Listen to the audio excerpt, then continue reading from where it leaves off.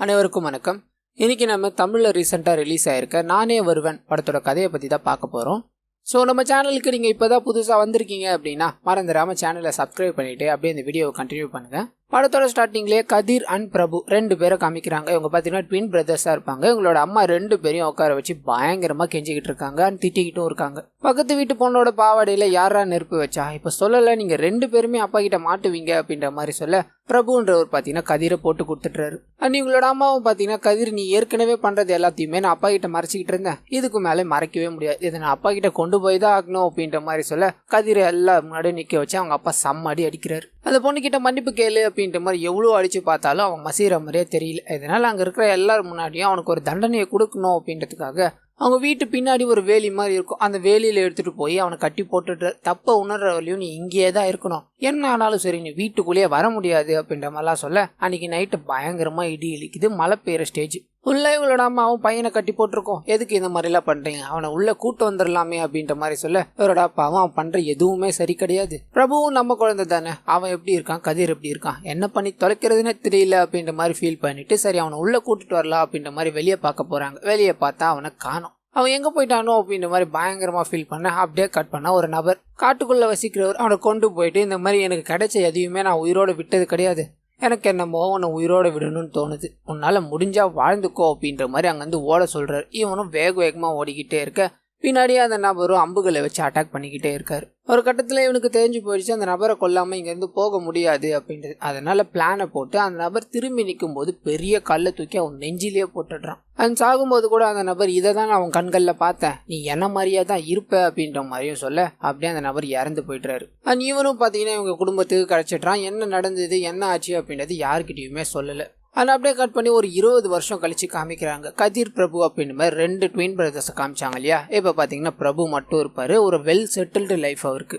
இவருக்கு கல்யாணம் ஆகி அழகான ஒரு பெண் குழந்தையும் பிறக்குது. அந்த பெண் குழந்தைய பார்த்தீங்கன்னா பயங்கரமாக கேர் பண்ணி பார்த்துக்கிறாரு. ரெண்டாவது குழந்தை வேணும் அப்படின்ற மாதிரி இவரோட மனைவி சொல்ல திடீர்னு இவரோட அண்ணன் ஞாபகம் வருது, நம்ம முன்னாடியே பேசி வச்சது தான், எனக்கு ஒரு குழந்தை மட்டுமே போதும், அந்த ஒரு குழந்தைய நம்ம பத்திரமா பார்த்துக்கலாம் அப்படின்ற மாதிரி இவரோட அண்ணனால ரெண்டாவது குழந்தைய வேணாம் அப்படின்ற மாதிரி வளர்த்துக்கிட்டு இருக்காரு இந்த பொண்ணு. அண்ட் இவங்களோட வாழ்க்கையில் பார்த்தீங்கன்னா எல்லாமே சந்தோஷமாக போயிட்டு இருக்கும். இவங்களும் ஃபேமிலியோடு சேர்ந்து ட்ரிப் போகிறது வெளியே போகிறது அப்படின்ற மாதிரி சுற்றிக்கிட்டே இருக்க திடீர்னு இவரோட குழந்தைக்கு பார்த்தீங்கன்னா நெஞ்சு வலி அப்படின்ற மாதிரி உட்காரும். அண்ட் இந்த நிமிஷத்துலேருந்து பார்த்தீங்கன்னா சந்தோஷமாக இருந்த இவங்களோட ஃபேமிலிக்குள்ளே ஒரு பயம் உருவாக ஆரம்பிக்குது. இவங்களோட பொண்ணு இதுக்கப்புறம் பார்த்தீங்கன்னா நைட்டில் யார் கூடயோ தனியாக பேசிக்கிட்டு இருக்காங்க அப்படின்ற மாதிரி ஹீரோ கவனிக்கிறாரு. ஆனால் அதை பற்றி அவங்களோட பொண்ணுக்கிட்ட கேட்டால் நான் யார்கிட்டையும் பேசலப்பா அப்படின்ற மாதிரி மறுக்கிறாங்க. நாட்கள் போக போக இது இன்னும் ஒர்ஸ்ட் ஆகிட்டே தான் போய்கிட்டு இருக்கு அப்படின்றத அவர் தெரிஞ்சுக்கிறார். ஆனால் அது மட்டும் இல்லாமல் இவங்களோட ஸ்கூல்லையும் கூப்பிட்டு இந்த மாதிரி அவர் முதல்ல மாதிரி இல்லை, படிக்கவும் மாட்றா, எதையும் பண்ண மாட்றா, தூங்கிக்கிட்டே இருக்கா, அவள் வீட்டில் தூங்குறாளா இல்லையா அப்படின்ற மாதிரிலாம் கம்ப்ளைண்ட் பண்ண இதுக்கு மேலேயும் ஏதாவது பண்ணி ஆகணும் அப்படின்ற மாதிரி ஹீரோ இதை பற்றி அவரோட பொண்ணுக்கிட்டே கேட்குறாரு. அதுக்கு அவங்களும் பார்த்தீங்கன்னா எனக்கு தெரியும் நான் கொஞ்சம் நாளாக சரியில்லை அப்படின்ட்டு என்னை ஒரு சைக்காட்டிஸ்ட் கிட்ட கூட்டு போங்கப்பா அப்படின்ற மாதிரி அழுதுகிட்டே சொல்லுது. அங்கே போய் பார்த்தா அந்த சைக்காட்டிஸ்ட் கிட்டே இவங்க பேச ஆரம்பிக்கிறாங்க. எனக்கு தெரியும் என் பக்கத்தில் யாருமே இல்லை அப்படின்றது, ஆனால் எனக்கு ஒருத்தன் தெரியும், அவன் பேர் சோனு, அவன் என்ன சில விஷயங்களை பண்ண சொல்லி கேட்டுக்கிட்டே இருக்கான், நான் அதை பண்ணலை அப்படின்னா என்னோட அப்பாவை கொன்றுவேன்னு சொல்கிறான் அங்கிள் அப்படின்ற மாதிரி அந்த குழந்தை அழுவ வீட்டுக்கும் அனுப்பி வைக்கிறாங்க. அன்னைக்கு நைட்டு பார்த்தீங்கன்னா ஹீரோ தன்னோட குழந்தைய தூங்க வச்சுட்டு தானும் தூங்கிக்கிட்டே இருக்கும்போது அவரோட பாஸ்டில் என்ன நடந்தது அப்படின்ற மாதிரி அவரோட கனவுல வருது. அதை நமக்கும் காமிக்கிறாங்க.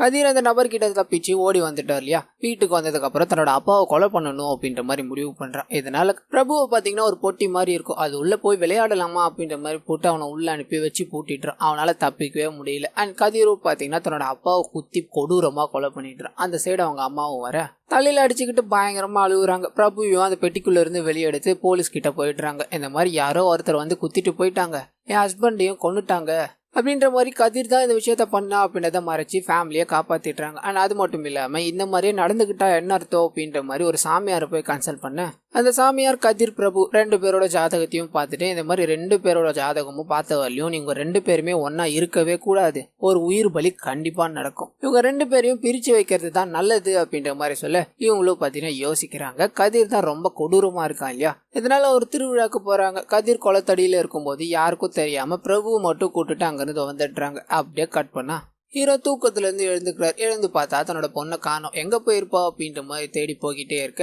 ஃப்ளாட்டோட மொட்டை மாடிக்கு போய் தற்கொலை பண்ணிக்கணும் அப்படின்ற மாதிரி மேலே ஏறி நிற்கிறாங்க. என்னால் முடியலப்பா, சோனு என்னை இதை பண்ண சொல்லிக்கிட்டே இருக்கான்ப்பா அப்படின்ற மாதிரிலாம் சொல்ல இவர் பார்த்தீங்கன்னா அந்த குழந்தைய எப்படியோ காப்பாற்றிட்டுறாரு. அதெல்லாம் உண்மை கிடையாது, அவன் என்ன சொல்கிறான்னு என்கிட்ட சொல்ல முடியுமான்னு கேட்க இதை பொண்ணு பார்த்தீங்கன்னா சோனு என்ன சொல்கிறான் அப்படின்றத கேட்டு சொல்கிறான். சோனு இந்த மாதிரி ஒரு பேரை சொல்கிறான்ப்பா, அது மட்டும்தான் அவன் சொல்கிறான் அப்படின்ற மாதிரி இவரோட அண்ணனான கதிர் அப்படின்ற பேரை சொல்றாங்க. இவருக்கு வெறுத்து கொட்டிடுது, செம்ம பயமாயிடுது.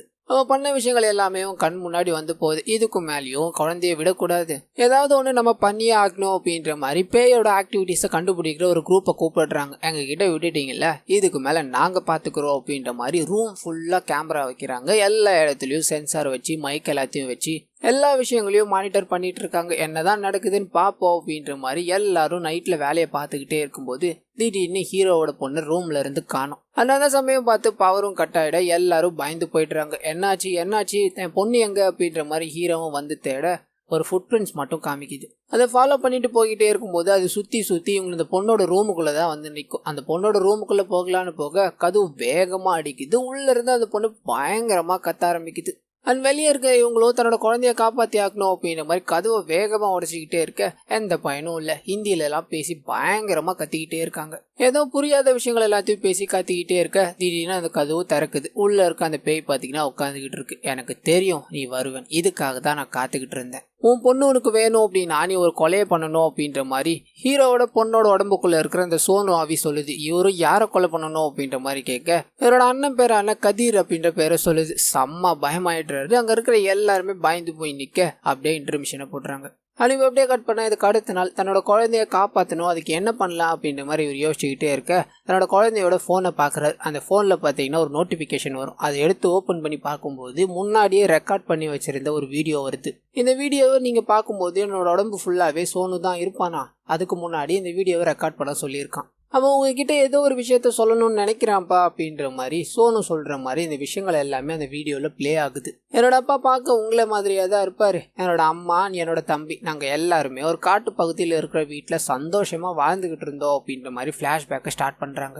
அந்த சோனு அப்படின்ற ஆவியோட அப்பா பார்த்தீங்கன்னா கதிராக தான் இருந்திருப்பார். கதிர் பார்த்தீங்கன்னா பசி கொடுமையால் அங்கங்கே திரிஞ்சு வட மாநிலத்துக்கு போயிட்டு இருப்பார். அங்கே இருக்கிற ஒரு பெண்ணை காதலிச்சு கல்யாணமும் பண்ணிட்டு அழகான ஒரு ட்வின் குழந்தைய பிறந்திருக்கும். அண்ட் கதிரோட மனைவிக்கு பார்த்தீங்கன்னா பேச்சு வராது. அண்ட் கதிரும் அங்கே இருக்கிற வேலைகள் எல்லாத்தையும் செஞ்சுக்கிட்டு நைட்டு பார்த்தீங்கன்னா ஹண்ட் பண்ணுற அப்படின்ற மாதிரி கிளம்புவார். ஒரு சந்தோஷமான வாழ்க்கை. தன்னோட ஃபேமிலியை பார்த்தீங்கன்னா கை மேலே வச்சு தாங்குறாருன்னு சொல்லுவாங்க இல்லையா, அந்த மாதிரி பார்த்துக்கிட்டு இருக்காரு. ஒரு சாங்கும் ஓடி முடியுது. அப்படியே கட் பண்ணால் ஒரு 4-5 பேர் வந்த உடனே கதிர் கிட்ட தப்பா பேச ஆரம்பிக்கிறாங்க. கஞ்சா கிடைக்குமா, என்ன உங்க 2 பசங்களா இது அப்படின்ற மாதிரி பயங்கரமா கலாய்க்க இவரும் பார்த்தீங்கன்னா எதுவும் பண்ணாம இது எங்களோட ப்ராப்பர்ட்டி, இங்க இருந்து வெளியே போங்க அப்படின்ற மாதிரி அட்வைஸ் பண்ணி அனுப்பி வைக்கிறாரு. ஆனா அவங்க அப்பயும் கேட்குற மாதிரி இல்லை. கையில இருக்கிற எல்லாத்தையும் தூக்கி மேலே அடிக்க இவர் எதுவுமே பண்ணாம வந்துடுறாரு. இவரோட பசங்களும் பார்த்தீங்கன்னா இவ்வளோ பண்றாங்க, ஏன்ப்பா அமைதியா இருக்கீங்கன்னு கேட்க கோவப்படுறதால என்ன ஆக போகுது, பொறுத்து போகணும்டா அப்படின்ற மாதிரி சொல்லி வீட்டுக்கும் கூட்டு போயிடுறாங்க. அண்ட் அன்னைக்கு நைட்டே பார்த்தீங்கன்னா ஹண்ட் பண்ணணும் அப்படின்ற மாதிரி இவர் கிளம்புறாரு. அண்ட் இவரோட 2 பசங்கள ஒருத்தரான சோனு பார்த்தீங்கன்னா நானும் உங்க கூட வரேன்ப்பா, நான் உங்க ஹண்ட்டை பார்த்ததே இல்லப்பா அப்படின்ற மாதிரி கெஞ்ச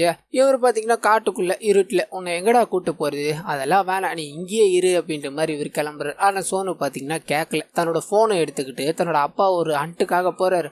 அதை நான் விளாக் எடுக்க போறேன் அப்படின்னு யாருக்கும் தெரியாம வண்டிக்குள்ள ஏறி உட்காந்துட்டுறான். அண்ட் கதிரும் பாத்தீங்கன்னா அங்கிருந்து காட்டுக்குள்ள போறாரு. ஒரு ரூமுக்குள்ள போறாரு. ரூமுக்கு வெளியே பாத்தீங்கன்னா இந்த பையன் மரத்து பின்னாடி அப்பா என்ன பண்ணிட்டு இருக்காரு அப்படின்ற மாதிரி போன்ல ரெக்கார்ட் பண்ணிக்கிட்டே இருக்க வெளியே பாத்தீங்கன்னா ஒரு 4-5 பேர் பறந்து விழுறாங்க. மத்தியானம் இவர்கிட்ட பிரச்சனை பண்ணாங்க இல்லையா, கதிரோட ஆக்டிவிட்டிஸ் எல்லாமே மாறுது. கையில ஒரு கன் எடுத்துக்கிட்டு ரன் அப்படின்ற மாதிரி சொல்ல அங்க 4 பேருமே உயிரை காப்பாத்திக்கணும் அப்படின்றதுக்காக ஓட ஆரம்பிக்கிறாங்க. அவங்க எல்லாரையும் துரத்தி வேட்டையாடி கொண்டுடுறாரு. இந்த எல்லா விஷயங்களையும் மறைஞ்சுக்கிட்டு சோனு பாத்துட்டான். அண்ட் ஓடி போய் மறுபடியும் வண்டியில ஏறி உட்காந்துக்கிறான். எங்க அப்பா நம்மளையும் இந்த மாதிரி பண்ணிடுவாரோ அப்படின்னு மாதிரி நடுங்கிக்கிட்டே இருக்க கதிர் வண்டியில போய்கிட்டே இருக்கும்போது கண்டுபிடிச்சிட்டார். இந்த விஷயத்த நான் பையன் பார்த்துட்டான், வண்டி பின்னாடி தான் இருக்கான் அப்படின்றது. அதனால வண்டியை ஸ்டாப் பண்ண இந்த பையன் குடுகுடுன்னு ஓட ஆரம்பிக்கிறான். ஓடி போய் பிடிச்சி இந்த விஷயத்த நீ உங்க அம்மா கிட்டயும் தம்பி கிட்டயும் சொன்னேன்னு வையன், இப்போ நான் கொண்டேன் பார்த்தியா, அதே மாதிரி உங்க 3 பேரையும் கொண்டுடுவேன். இந்த விஷயம் நமக்குள்ளேயே இருக்கணும் அப்படின்ற மாதிரி சொல்லி கூட்டு போய் வீட்டில் விடுறாரு. இவன் ஹண்ட்டை பார்த்து பயந்துட்டான். இவனுக்கு ஏதாவது மாத்திரை இருந்தால் கொடு அப்படின்ற மாதிரிலாம் சொல்ல இவனும் இதை சொல்லலாமா வேணாமா அப்படின்ற மாதிரி மனசுக்குள்ளேயே வச்சுக்கிட்டு இருக்கான். சொல்லலான்னு போனா கூட இவனோட அப்பா முன்னாடி வந்து நிக்க என்ன பண்றதுன்னு யோசிக்கிறான். அடுத்த நாள் காலையில கதிர் கிளம்பி தன்னோட வேலையை பார்க்கலாம் அப்படின்ற மாதிரி போறதுக்கு முன்னாடி சோனுவை வான் பண்ணிட்டும் போறாரு. போயிட்டு ரிட்டர்ன் வர சோனு எல்லா விஷயத்தையும் சொல்லிட்டு இருப்பான். கதிரோட மனைவியும் பயங்கர பதட்டத்துல இருப்பாங்க. உண்மைலாம் தெரிஞ்சு போயிடுச்சா அப்படின்ற மாதிரி 3 பேரையும் கூப்பிட்டு உட்கார வைக்கிறாரு. அப்ப கதிரோட ஒய்ஃப் பாத்தீங்கன்னா சைகை மூலமாவே இந்த மாதிரி எங்க 3 பேரையும் விட்டுரு, நாங்க இந்த விஷயத்த யாருக்கிட்டையும் சொல்ல மாட்டோம், உங்க கண்ணிலையும் படமாட்டோம் அப்படின்ற மாதிரி சொல்ல, ஆனா இவர் பாத்தீங்கன்னா அவங்க 3 பேருக்காக தான் நான் இவ்வளவு நாள் இருந்தேன், பசி கொடுமையில தெரிஞ்சு எங்க போறதுன்னே தெரியாம சாகிற நிலைமையில இருந்தேன், அப்பதான் நான் உன்னை பார்த்தேன், உன்னை லவ் பண்ணி கல்யாணம் பண்ண, நமக்கு அழகான 2 குழந்தைங்களும் இருக்கு, இதை நான் இழக்க விரும்பல, நீங்க என் கூட தான் இருக்கணும் அப்படின்ற மாதிரி உண்மைலாம் தெரிஞ்சு போயிடுச்சு இல்லையா. அதனால 3 பேரையும் கட்டி போட்டு ஒரு ரூம்ல வச்சிட்டுறாரு. ஆனா அன்னைக்கு ஒரு நாள் ஃபுல்லாவே அவங்க அடப்பட்டே கிடக்குறாங்க. டெய்லி ஒரு சாப்பாடு எடுத்துட்டு வந்து கொடுக்கறது, பாத்ரூம் போனோம் அப்படின்னா கூட்டு போய் விடுறதுமா கையிலேயே பாத்துக்கிட்டே இருக்க, இவரோட மனைவி பாத்தீங்கன்னா தப்பிச்சு போகணும் அப்படின்ற மாதிரி முடிவு பண்றாங்க. ரெஸ்ட் ரூம்ல பாத்தீங்கன்னா சில மாத்திரைகள் எல்லாத்தையும் இருக்கும், அது எல்லாத்தையும் எடுத்துட்டு வந்து யாருக்கும் தெரியாம வச்சுக்கிறாங்க.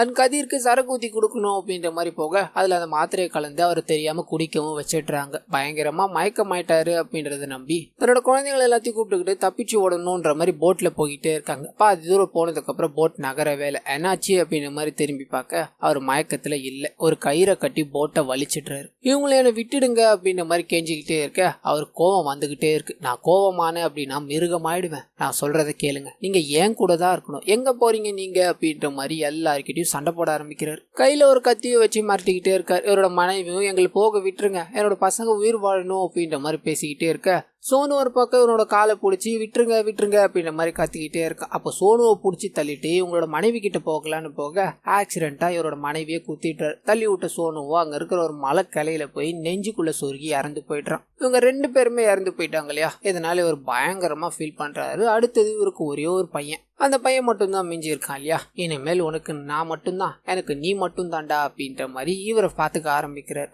இந்த எல்லா விஷயங்களையும் அந்த வீடியோல பாத்தீங்கன்னா அந்த சோனு சொல்லியிருப்பான். என்னோட தம்பி அங்க மாட்டிக்கிட்டு இருக்கான், அவனை நீங்க தான் காப்பாற்றணும், என்னோட அப்பாவை கொன்னாதான் அவனை காப்பாற்ற முடியும், அதனால நீங்க என் அப்பாவை கொன்னாதான் நான் இந்த உங்களை பொண்ணோட உடம்புல இருந்து போவேன், அப்படி இல்லைன்னா நான் உங்க பொண்ணோட உடம்பை விட்டு போகவே மாட்டேன் அப்படின்ற மாதிரி வீடியோ முடியுது. இதனால என்ன பண்றதுன்னு தெரியாம இவரு யோசிச்சுக்கிட்டே இருக்கும்போது தான் மறுபடியும் டாக்டர் வந்து செக் பண்ணி பாக்குறாரு. அந்த உடம்புல சுத்தமா எனர்ஜியே இல்லை, நீங்க ஏதாவது பண்ணியே ஆகணும், அப்பதான் அதை சரி பண்ண முடியும் அப்படின்ற மாதிரி சொல்ல இவரும் பயங்கரமா மனசை தேத்திக்கிட்டு தன்னோட அண்ணனை கொலை பண்ணணும் அப்படின்ற மாதிரி முடிவு பண்ணி அந்த ஊருக்கும் கிளம்புறாரு. ஆனா அதே சமயத்துல அந்த சைடு கதிரும் பாத்தீங்கன்னா தன்னோட பையன் கிட்ட பேசிக்கிட்டு இருக்காரு. சில விஷயங்கள் எல்லாத்தையும் பேசிட்டு எனக்கு என்னமோ தெரியல, ட்வின்ஸ் இன்ஸ்டன்ட் மாதிரி ஒன்று தோணுது, என்னோட தம்பி இங்கே தான் எங்கேயோ இருக்கான் போல தோணுது அப்படின்ற மாதிரி சொல்லிட்டு கவலைப்படாத நம்ம 2 பேரும் தான் அப்படின்ற மாதிரி அவரோட பையன்கிட்டயும் பேசிக்கிட்டு இருக்காரு. அப்படியே கட் பண்ணா இன்னொரு சைடு பிரபுவை காட்டுறாங்க. தன்னோட பொண்ணோடம்புல சோனு இருக்கா இல்லையா, அதனால தன்னோட பொண்ணை கூப்பிட்டுக்கிட்டு சோனுவோட தம்பி பார்த்தீங்கன்னா பக்கத்தில் இருக்கிற ஸ்கூல்ல படிப்பான், அவனோட தம்பியை பார்க்கணும் அப்படின்றதுக்காக போறாங்க. அப்படி போகும்போது என்னோட அண்ணன் இறந்து போயிட்டான்,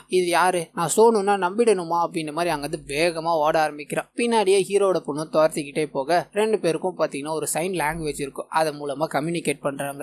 இவனும் பாத்தீங்கன்னா இந்த பொண்ணோட உடம்புல இருக்கிறது சோனு தான் அப்படின்னு தெரிஞ்சு கட்டி பிடிச்சி பயங்கரமா ஃபீல் பண்றான். இவங்க 2 பேரும் பாத்தீங்கன்னா சேர்ந்து ஒரு பிளானையும் போட்டுறாங்க. அப்படியே கட் பண்ணா இதுக்கு அடுத்த நாள் நைட் சோனோட அவை பாத்தீங்கன்னா ஹீரோ கிட்ட போய் இந்த மாதிரி என்னோட தம்பி கிட்ட நான் எல்லா விஷயத்தையும் சொன்னேன், இப்ப நீங்க போனீங்கன்னா கரெக்டா இருக்கும் அப்படின்ற மாதிரி அவங்களோட வீட்டுக்கு அனுப்பி வைக்கிறாங்க. இவரும் காட்டுக்குள்ள இருக்க அவங்களோட வீட்டுக்கு பயந்து பயந்து போய்கிட்டே இருக்க சோனுவோட தம்பி வந்து இவரை பார்த்துட்றான். எங்க அப்பா மாதிரியே நீங்க இருக்கீங்க, என்ன பண்ண போறீங்க, பிளான் ஏதாவது வச்சிருக்கீங்களான்னு கேட்க உங்க அப்பாவை போய் நான் கொல்லணும், அப்புறம் இன்னும் கூட்டு போகணும் அப்படின்ற மாதிரி சொல்ல எங்க அப்பா யாருன்னு தெரியுமா, உங்களால் அவரை அசைக்க கூட முடியாது, என் கூட வாங்க அப்படின்ற மாதிரி இந்த பையனை மட்டும் கூப்பிட்டுக்கிட்டு தப்பிச்சு ஓடணும் அப்படின்ற மாதிரி ட்ரை பண்றாங்க. அந்த சமயம் பார்த்து கரெக்டா கதிர் அங்க வந்துடுறாரு. பிரபுவை பார்த்த உடனே எப்படிரா இருக்க, ரொம்ப நாள் ஆச்சு பார்த்து அப்படின்ற மாதிரி விசாரிச்சுட்டு அப்புறம் என்ன இந்த பக்கம் அப்படின்ற மாதிரிலாம் கேட்க இவரோட பையனை கூட்டு போக தான் வந்திருக்கார் இல்லையா.